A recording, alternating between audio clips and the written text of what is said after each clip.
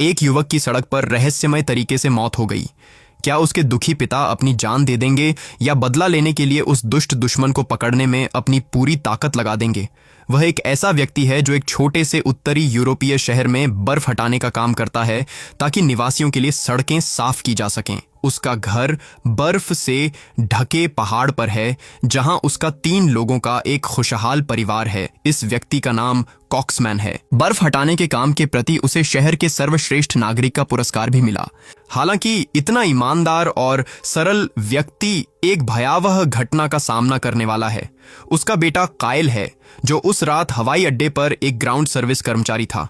जब वह break room में काम छोड़ने की तैयारी कर रहा था तभी अचानक एक बंदूकधारी व्यक्ति प्रकट हुआ। कायल को नकाबपोश बदमाशों के एक समूह ने एक वैन में घसीट लिया। वैन में उसके साथ उसका एक साथी जिसका नाम डेरिन था, वे भी वैन में ही था। वैन तेजी से भाग गई। कायल ये समझ न पाया कि उसे क्यों पकड़ा गया है। कायल को गिरोह ने एक बहुत तेज दवा लेने के लिए मजबूर किया। उधर गिरोह का ध्यान भटकने का फायदा उठाते हुए डेरिन ने वैन का दरवाजा खोला और बाहर कूद गया।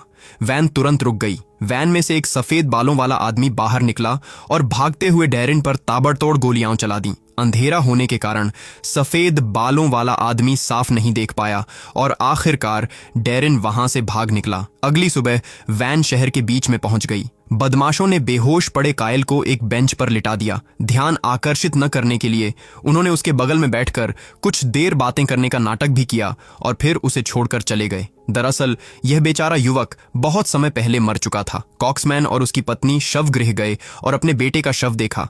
वृद्ध दंपत्ति अत्यंत दुख में डूब गए थे, कुछ बोल नहीं पा रहे थे, लेकिन उनके बगल में बैठे पुलिस प्रमुख के शब्द उन पर वज्र की तरह गिरे। जब उसने बताया कि कायल की मृत्यु नशे के ओवरडोज के कारण हुई है, कॉक्समैन को लगा कुछ तो गड़बड़ है, क्योंकि वह जानते थे कि उनका बेटा कभी नशा करता ही नहीं था। उनके बेटे की मृत्यु ने दंपत्ति के रिश्ते में दरार डाल दी। कॉक्समैन की पत्नी ने अपने बेटे को बिल्कुल न समझने का आरोप लगाया। उसने अपना सारा दुख और नाराजगी उस पर उड़ेल दी। कॉक्समैन ने कुछ नहीं कहा। इस समय वह न तो कुछ समझाना चाहता था, न ही बहस करना चाहता था। वह बस चुपचाप सब कुछ सह सकता था। उसका दिल अब बर्फीले पहाड़ पर ठंडी हवा से उड़ता हुआ, हड्डियां जमा देने वाला, बिना किसी गर्माहट के। आधी रात को वह बर्फ हटाने वाले वाहन की पार्किंग में वापस आ गया, क्योंकि घर पर कुछ काम ऐसे थे जो वह नहीं करना चाहता था। उसने एक गिलास शराब पी और एक राइफल निकाल ली। उस पल वह बस इस निराशाजनक जीवन को एक ही गोली से खत्म करना चाहता था। लेकिन तभी अचानक कोने से एक आवाज आई। एक गंदा, मैला कुचैला आदमी अलमारी के पीछे से रेंगता हुआ बाहर आया। कॉक्समैन ने तुरंत पहचान लिया कि यह खून से लथपथ आदमी उसके बेटे का साथी डेरिन है। डेरिन ने कॉक्समैन से बार बार माफी मांगी। आखिरकार उसने कायल की मौत का असली कारण बताया। पता चला कि डेरिन ने ही गिरोह से ड्रग्स का एक बड़ा बैग चुराया था। जब गैंगस्टरों ने उसे पकड़ा तो उन्होंने कायल को भी अपराधी समझ लिया और उसे भी पकड़ लिया। डेरिन तो उन्हें चकमा देकर बच निकला, लेकिन कायल को उस गिरोह ने मार डाला। कॉक्समैन ने गुस्से में उस कमीने का कॉलर पकड़ लिया और उसे यह बताने पर मजबूर किया कि उसके बेटे को किसने मारा था। एक गैंगस्टर का नाम और पता मिलने के बाद कॉक्समैन के दिल में गुस्से की आग भड़क उठी। वह तुरंत गाड़ी चलाकर चला गया। वह एक भीड़ भाड़ वाले बार में गया। एक सुरक्षा गार्ड की मदद से उसने आखिरकार स्पीडो को देखा। यही वो कमीना था जिसने उसके बेटे को जहर दिया था। स्पीडो को जाते हुए देखकर वह उसके पीछे गया। वह स्पीडो के पीछे लिफ्ट में गया। कॉक्समैन ने उससे बहुत सवाल किए, लेकिन स्पीडो ने जवाब देने से इनकार कर दिया। वह इस बूढ़े आदमी के चक्कर में नहीं पड़ना चाहता था, इसलिए उसने अपनी पिस्तौल निकाल ली। उसने सोचा कि उसने बूढ़े आदमी को डरा दिया है, लेकिन उसने कभी सोचा भी नहीं था कि अपने बेटे को खोने वाले पिता का गुस्सा कितना खतरनाक हो सकता है। एक भयंकर लड़ाई के बाद कॉक्समैन ने स्पीडो को अपनी कार में घसीटा। उसने उसका फोन खंगाला, जिसे कॉक्समैन को स्पीडो के बॉस का नाम पता चल गया। कॉक्समैन ने उसे जाने देने का फैसला किया। वह मूल रूप से एक सज्जन व्यक्ति था, लेकिन कुछ चीजें एक सज्जन मेमने को भी खून के प्यासे भेड़िए में बदल सकती हैं। आखिरकार वह स्पीडो को मारने में कामयाब रहा, लेकिन लाश का निपटान कैसे करे? उत्तरी यूरोप में उसे इस समस्या की चिंता करने की जरूरत नहीं थी। वहां की आबादी पहले से ही कम थी और हर जगह पहाड़ और नदियां थीं। कॉक्समैन ने लाश को तार की जाली में लपेटा और एक बड़े झरने में फेंक दिया। जब वह घर लौटा तो उसने अपनी पत्नी को चुपचाप अकेले बैठे हुए पाया। उस पल कॉक्समैन ने चाहे जो भी कहा, उसने उसे अनदेखा कर दिया। बेटे की मौत के बाद दंपत्ति की भावनाएं लगभग गायब हो गई थीं। आधी रात के बाद कॉक्समैन हमेशा की तरह पार्किंग में गया। उस रात उसने अपनी विंचेस्टर मॉडल 70 राइफल की बैरल और स्टॉक को अलग कर दिया। और उसे एक हैंडगन में बदल दिया जिसे अपने पास आसानी से छुपाया जा सकता था। इसके बाद वह स्पीडो के बॉस की शादी की पोशाक की दुकान पर गया। दुकान के मालिक ने बूढ़े आदमी को अंदर आते देखा और समझ गया कि वह कुछ गलत करने की फिराक में है, क्योंकि शादी के कपड़ों की दुकानों में आमतौर पर केवल महिलाएं या युवा पुरुष ही आते हैं और ये बूढ़ा आदमी लगातार अपने कोट में कुछ छिपा रहा था। दुकान के मालिक ने कॉक्समैन से कहा कि वह थोड़ी देर रुके जब तक वह महिला ग्राहक के साथ काम खत्म कर ले। मालिक कॉक्समैन के हाव भाव पर ध्यान दे रहा था। ऐसा लग रहा था कि वह कोई पुराना गैंगस्टर था। आखिरकार महिला ग्राहक चली गई। कॉक्समैन ने मालिक को अपनी बंदूक के बट से जोर से मारा, जिससे उसके मुंह से खून निकलने लग गया। धमकी के तहत कॉक्समैन को उन ड्रग तस्करों के नाम पता चल गए जो ड्रग्स का परिवहन करते थे। वे सभी एक बड़े ड्रग तस्करी गिरोह से जुड़े हुए थे।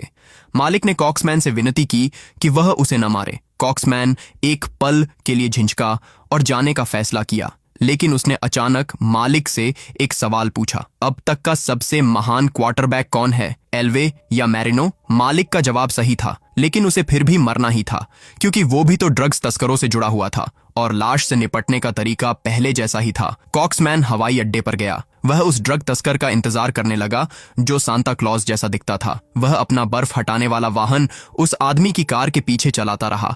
तस्कर ने अपनी कार की गति को बढ़ा लिया। तस्कर ने देखा कि पीछे वाला वाहन उसे टक्कर मारने वाला है, लेकिन अजीब तरह से बर्फ हटाने वाला वाहन एक मोड़ पर मुड़ गया और गायब हो गया। तस्कर ने तुरंत राहत की सांस ली, लेकिन वह ज्यादा दूर नहीं जा पाया जब अचानक सड़क पर बर्फ हटाने वाला वाहन फिर से प्रकट हो गया। कॉक्समैन गाड़ी से उतरा और तस्कर की कार के पास चला गया। वह चाहता था कि वह आदमी अपनी कार पीछे ले जाए, वरना बर्फ हटाने वाला यंत्र वहां से गुजर नहीं पाएगा। लेकिन तस्कर ने सड़क की ओर देखा, जो साफ तौर पर बहुत चौड़ी थी। गाड़ी को पीछे हटाने की कोई जरूरत भी नहीं थी। तस्कर को एहसास हुआ कि कॉक्समैन जानबूझकर झगड़ा कर रहा है।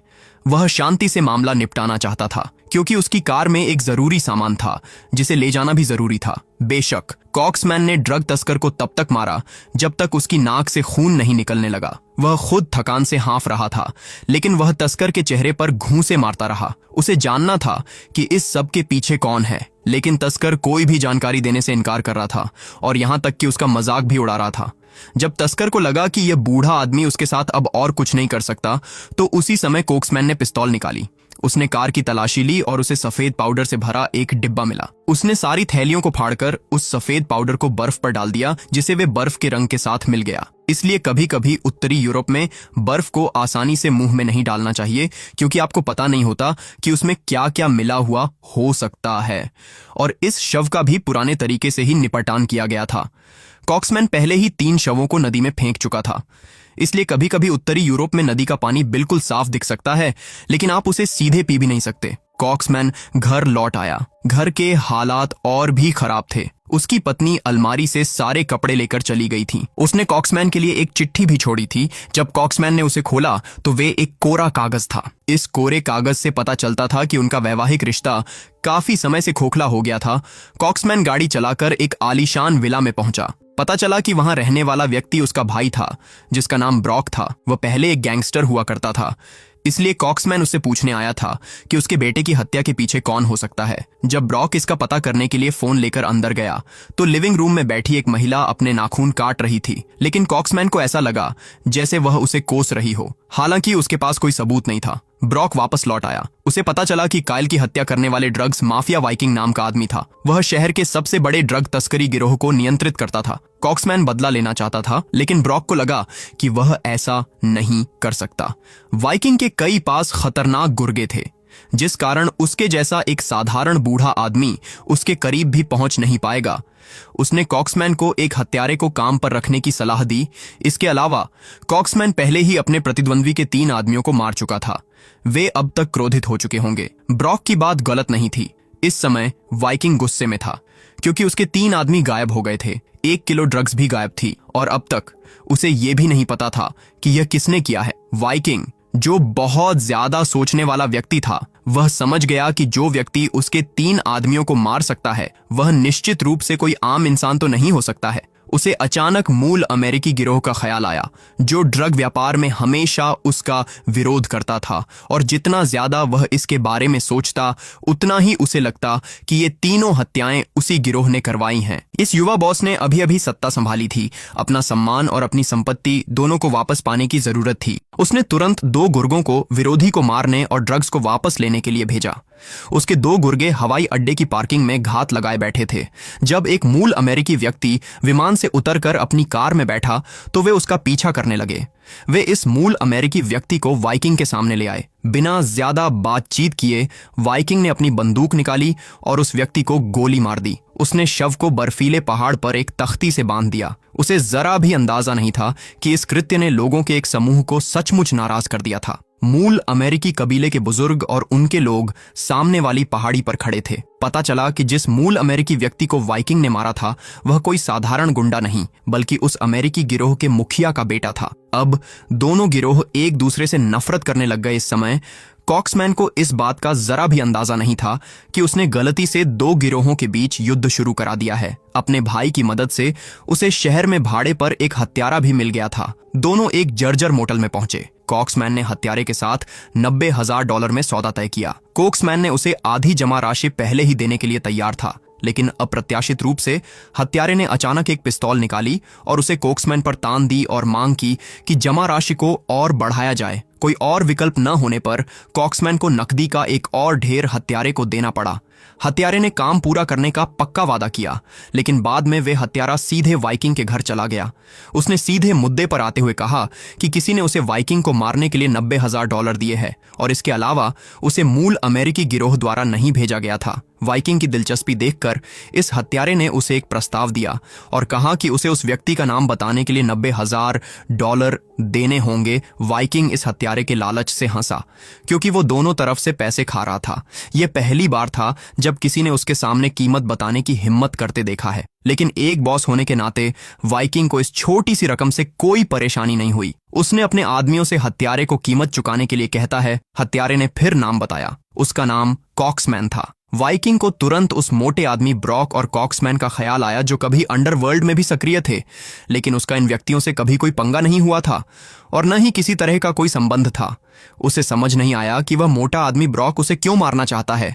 हत्यारा उठकर जैसे ही जाने लगा, लेकिन वाइकिंग ने अचानक उसे वापस बैठने के लिए कहता है। तुम्हें पता है कि इस धंधे में भरोसा बहुत जरूरी है। बिना भरोसे के आप व्यापार नहीं कर सकते, और अगर आप व्यापार नहीं कर सकते तो क्या होगा। यह सुनकर हत्यारे को समझ आ गया कि वह अब बच नहीं सकता। उसके लालच ने उसे मार डाला था। इस बीच कॉक्समैन अभी भी घर पर बेचैनी से वाइकिंग के मरने की खबर का इंतजार कर रहा था। वह वाइकिंग के बारे में खबरें देखने के लिए ऑनलाइन गया और नतीजा यह निकला कि वह आदमी अभी भी जिंदा और स्वस्थ था, अभी भी मौज मस्ती कर रहा था और खूब मजे कर रहा था। कॉक्समैन नहीं जानता था कि न सिर्फ उसके साथ बड़ी रकम की ठगी हुई थी, बल्कि उसने अपने ही भाई की भी जान खतरे में डाल दी थी। अपने विला में ब्रॉक ने एक कार को दरवाजे पर रुकते देखा। जब उसने देखा कि कार में बैठा व्यक्ति वाइकिंग है, तो उसे पता चल गया कि उसका अंत आ गया है। उसने आखिरी बार खिड़की के पास खड़ी महिला को स्नेह भरी नजरों से देखा, फिर वह दृढ़ता से वाइकिंग की कार में बैठकर चला गया। इस चालाक मोटे दिखने वाले आदमी ने तीनों गुर्गों की मौत का सारा दोष अपने ऊपर ले लिया। उसने अपने छोटे भाई का नाम ली बिना पिछली पीढ़ी से चली आ रही दुश्मनी को इसका जिम्मेदार ठहराया। इसके बाद ब्रॉक को मार दिया गया। कॉक्समैन और एक महिला ब्रॉक की कब्र के सामने खड़े थे। जब कॉक्समैन शोक मना रहा था, तभी उसके बगल में खड़ी महिला ने अचानक कब्र पर जोर से थूक दिया और फिर एक गाली बुदबुदाते हुए अपना सूटकेस उठाया और चली गई। उसे अब अपना समय किसी और पुरुष को ढूंढने में बर्बाद करना पड़ेगा। तथाकथित विदेशी प्रेम दरअसल फायदे के लिए जिस्मों की अदला बदली का पुराना हथकंडा था। कॉक्समैन काफी देर तक कब्र के सामने खड़ा रहा। उसे एहसास हो गया कुछ काम खुद को ही पूरा करना पड़ेगा। वह चुपके से वाइकिंग के घर चला गया और दूर से खड़े होकर निरीक्षण करता रहा। तभी उसे पता चला कि वाइकिंग का एक बेटा है जो प्राथमिक विद्यालय में पढ़ता है। उसने सोच लिया कि ये लड़का ही उसके लिए काम आएगा। वाइकिंग को भी पता था कि उसने गलती से मूल अमेरिकी गिरोह के एक सदस्य को मार डाला था। एक बड़े खूनी युद्ध से बचने के लिए उसने अपने एक ऐसे गुर्गे को बेरहमी से गोली मार दी जिसके साथ वह लंबे समय से साथ जुड़ा हुआ था। उसने किसी को इस गुर्गे का शव मूल अमेरिकी गिरोह के पास माफी के उपहार के रूप में भेजने के लिए कहा। जब वह चीजों को व्यवस्थित कर रहा था तो उसने अपने बगल में खड़े गंजे अंगरक्षक के चेहरे पर बेहद गंभीर भाव पर ध्यान नहीं दिया। पता चला कि वह सुंदर दिखने वाला गुर्गा जिसे वाइकिंग ने अभी अभी मारा था, उस गंजे आदमी का करीबी दोस्त था। उन दोनों ने 2 साल और काम करने और फिर कहीं घूमने के लिए रिटायर होने की योजना बनाई थी। ऐसा लग रहा था कि यह जीवन भर का सपना धुएं में उड़ गया। वाइकिंग्स का गुर्गा एक बड़ा उपहार बॉक्स लेकर मूल अमेरिकी गिरोह के इलाके में गया। उसने मरे हुए गुर्गे का सिर निकाला और उसे बूढ़े सरदार के सामने रख दिया।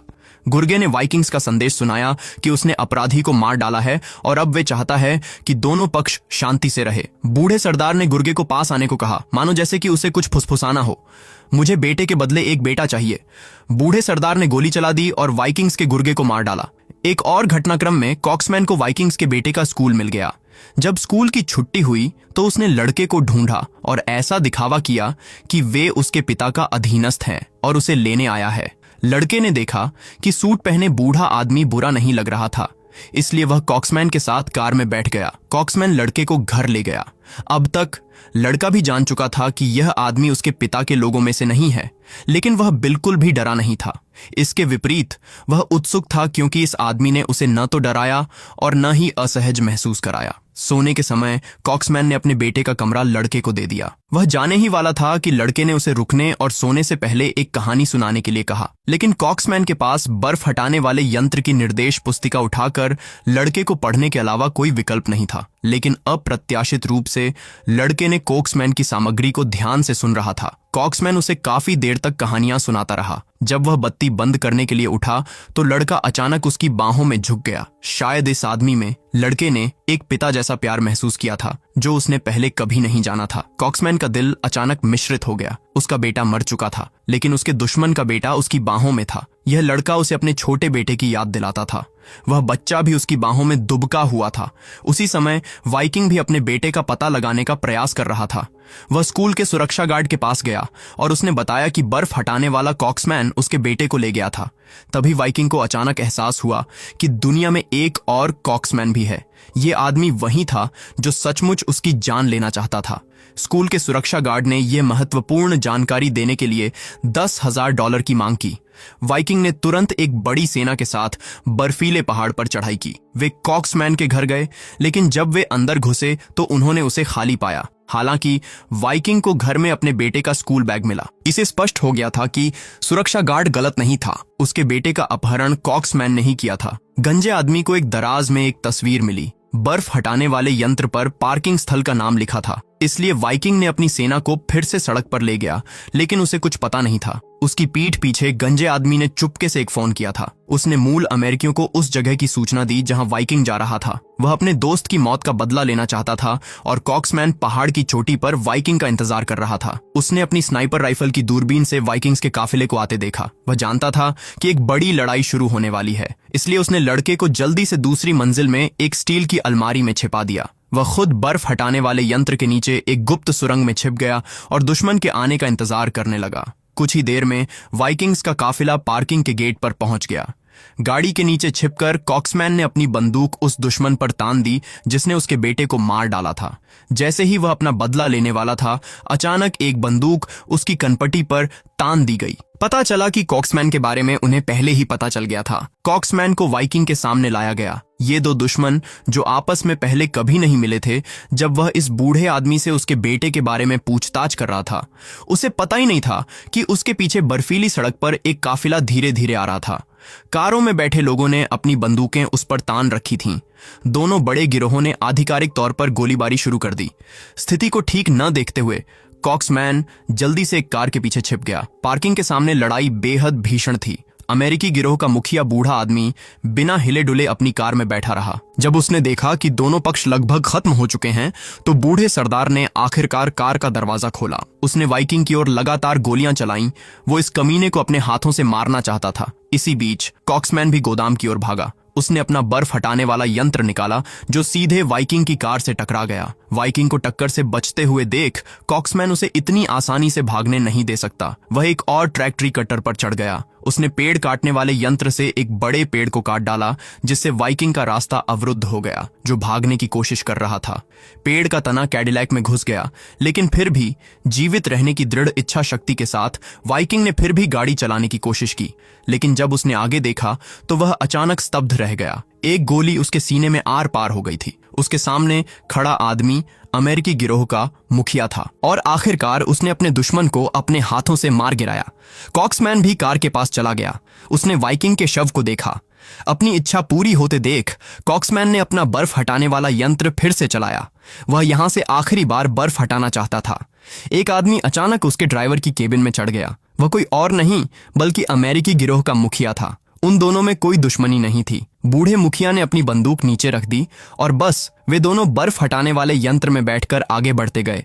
अपने पीछे चल रहे काफिले के लिए रास्ता साफ करने लगे। बर्फीले पहाड़ पर बर्फ और हवा लगातार गिरती रही। शहर अपनी सामान्य शांति में लौट आया, लेकिन मानवीय लालच और हिंसा कभी पूरी तरह से खत्म नहीं होगी। जैसे बर्फ और हवा कभी नहीं रुकती, वैसे ही बर्फ हटाने वाले हल को भी हमेशा काम करना होगा। सारी बुराई, अंधकार और खून साल दर साल बार बार सफेद बर्फ में दबते रहेंगे। इसी सीन के साथ मूवी समाप्त होती है। मूवी अच्छी लगी तो लाइक और सब्सक्राइब कर दे। Thanks for watching.